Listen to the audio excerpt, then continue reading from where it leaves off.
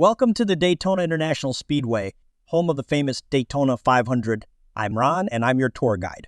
The first thing I'd like to point out to you happens to be right here to my right. This is our first set of tunnels. This one was constructed in 1958. If you take a close look at the entrance, you'll see it's low, very low. In fact, it's only 7 feet 6 inches. Back then, we didn't have the large car haulers that happen to come through here nowadays. Matter of fact, back then, those race car drivers would drive their cars right into the parking lot, then drive through the tunnel and out right onto the track. As we pass by the tour entrance, take a look to the left. There you will see a bronze statue of Bill France Sr. and his wife Ann B. It's a lovely tribute to people who gave so much to this sport. When I look at that statue, it looks to me like they're watching over Daytona. Next, we see the statue of Dale Earnhardt Sr. standing on his iconic number 3. Dale proudly holds the Harley J. Earl Trophy that was presented to him for his 1998 Daytona 500 victory. The look on Dale's face is amazing. It looks just like him. Looking down to the sidewalk, you can see the Daytona 500 Champions Walk of Fame. This tradition started in 1998 with champion Dale Jarrett. On a side note, it seems that traditions start with Dale Jarrett. You might recall that Dale is known for starting the kissing of the bricks at the Indianapolis Motor Speedway. The last statue that we pass is a bigger-than-life version of Bill France Jr. It weighs 1,500 pounds and stands 9 feet 6 inches tall. Notice just how enormous the grandstand is. This is the first injector. That's what we call entrances here at Daytona. It's just one of the 5 injectors we have. No surprise seeing this logo here. It's not only the official fuel of NASCAR, but it was also the 4th sponsor of our last reimagining Daytona Rising, completed in 2016.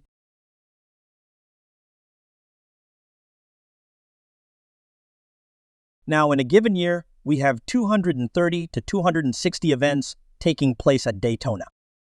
In January, we have the very popular Rolex 24 Hours at Daytona race.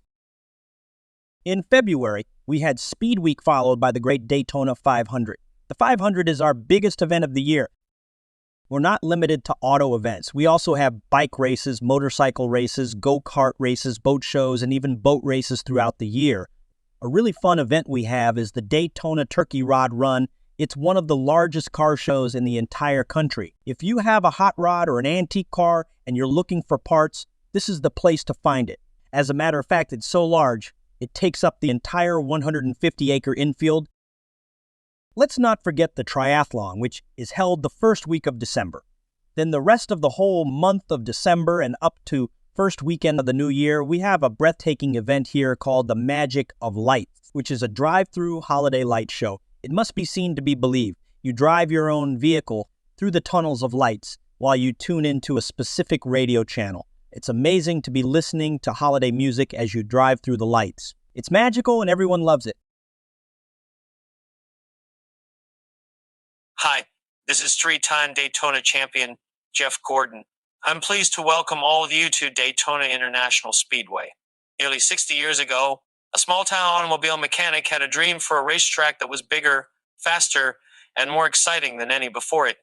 And in the ensuing decades, it's been having bigger names, larger events, and more fans than anyone could have imagined.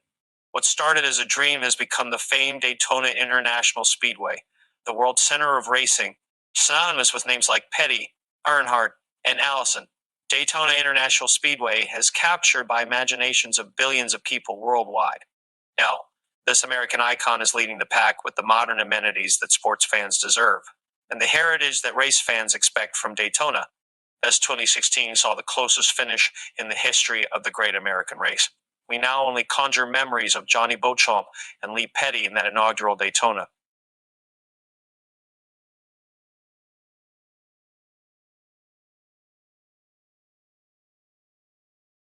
Now guys, as we pass in front of our spotter stand, take a look at the very top. Notice how the sign is 2 signs together with a platform sandwiched in between. That small wooden chair is a spotter's chair. Now, the spotter's job takes place during the course of the race. Their job is to look over the surface of the track for any debris or liquids that may be on the track. There are 4 spotters, 1 at each turn, and they've got a pretty big job ahead of them. Let's go through the tunnel, guys. Construction of this tunnel at turn 1 started in 2004 and was completed that same year. It is 500 feet in length and is made up of 95 separate pieces of precast concrete. The tunnel was a real challenge for the engineers since it was built below the water table and 3 hurricanes passed through the area during the construction. You'll notice that the walls are covered with scenes of Daytona.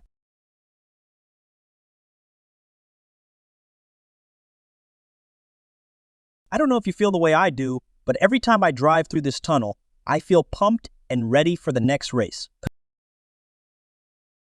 There it is, guys, the one and only Daytona International Speedway. Wow. You're really lucky today because nothing is going on that needs the track. We're going for a ride and you'll be able to check it out up close.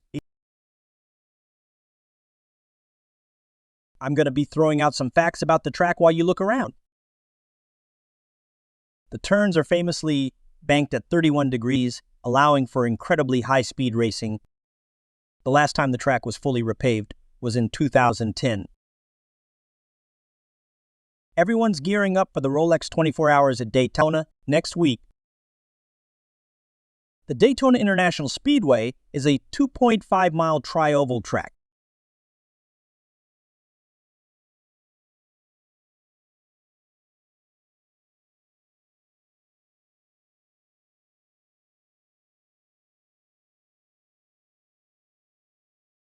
The front straightaway stretches for 3,800 feet and the back straightaway is 3,000 feet.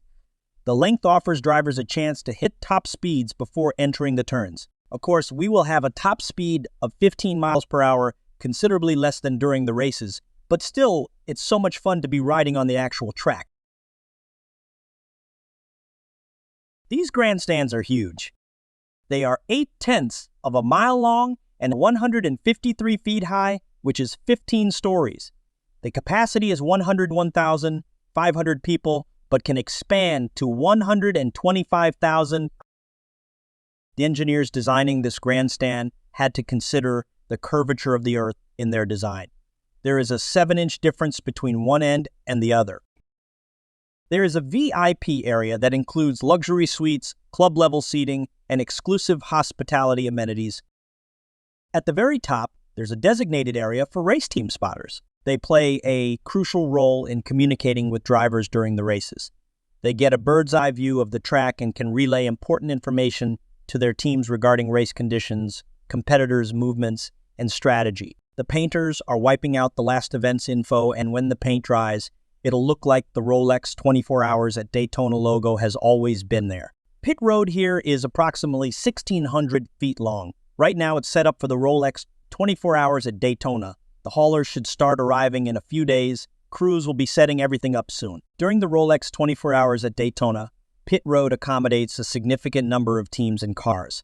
This year, there are 59 stalls available for teams to utilize during the race. You can see how much space is there. This is where it all begins, the start-finish line. The banking here is 18 degrees, and to get up the track, you need to walk backwards. Imagine what it's like walking at the turns. Hey race fans, thanks for watching part 1 of Daytona Speedway, 10 Things You Probably Didn't Know. It's Nikki at Elite Racing Vidz. Make sure you subscribe so you don't miss part 2 and any upcoming videos.